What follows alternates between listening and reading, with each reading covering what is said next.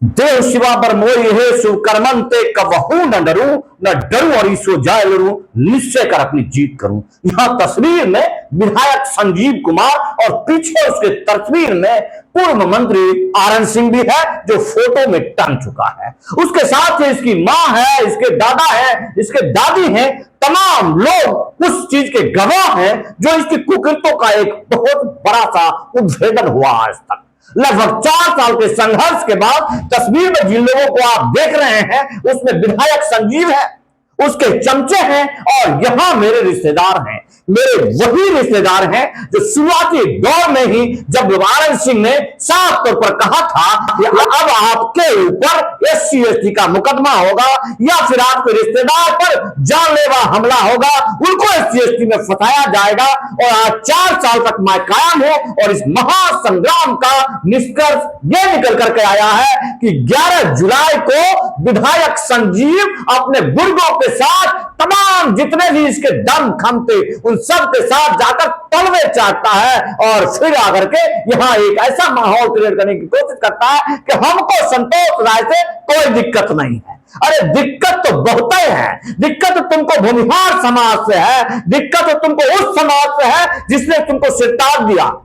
चाहे कितनी भी संपत्ति हो जाए लेकिन विधायकी का ताज, सांसद का ताज जो सम्मान देता है उस सम्मान के लिए तुम्हारे बाप मोहताज रहा जब उस समय हार गया जब बिहार में जदयू के टिकट पर कुत्ता बिल्ली जीत गए थे। यह साल था 2005 का, ये साल था 2010 का, जब 2005 में जब इसने सम्राट चौधरी की विधायकी रद्द कराकर विधायक तो बना, सारे कुछ पाए लेकिन ये वो नहीं पा सका जो इसको जनता का सम्मान चाहिए था, जिसकी वजह से इसको हार का मुंह देखना पड़ा। और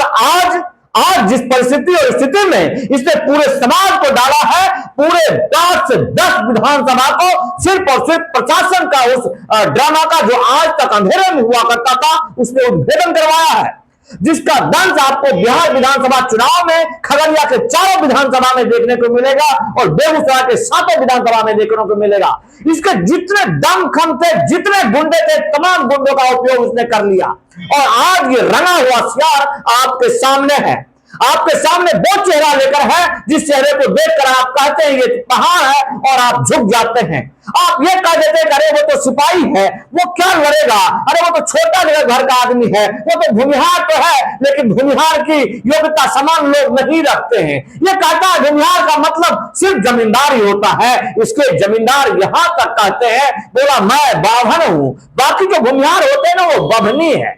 इन चीजों का इजाफ करने वाला ये व्यक्ति जिसे आप विधायक संजीव कुमार कहते हैं, जिसे आप खगड़िया का पहाड़ कह रहे थे, उसकी ये छवि है।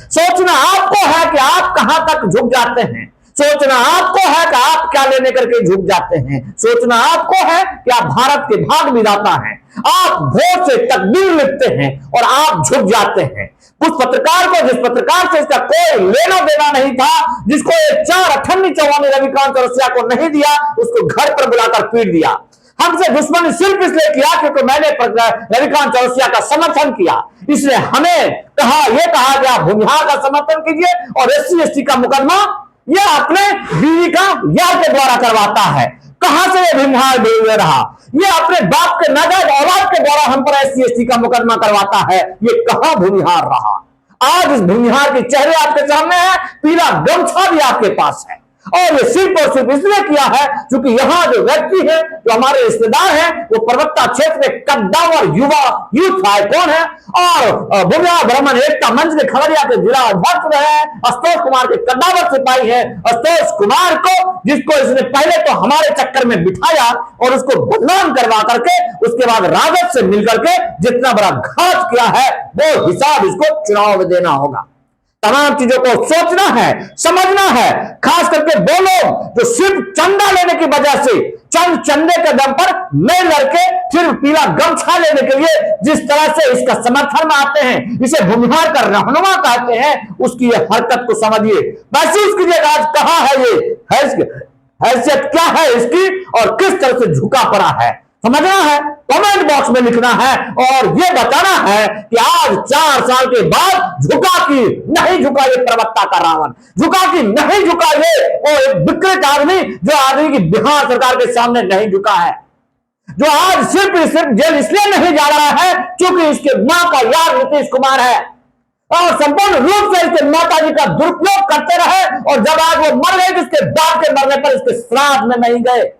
बस आपको देखना है नीतीश कुमार कब तक इसको बचा के रखते हैं, कब तक उसे आसान के तले इसको छोड़ कर रखते हैं, जिसके वजह से इसको जेल में होना चाहिए था। ये बहसी दरिंदा समाज को बर्बाद कर रहा है। जय हिंद, वंदे मातरम।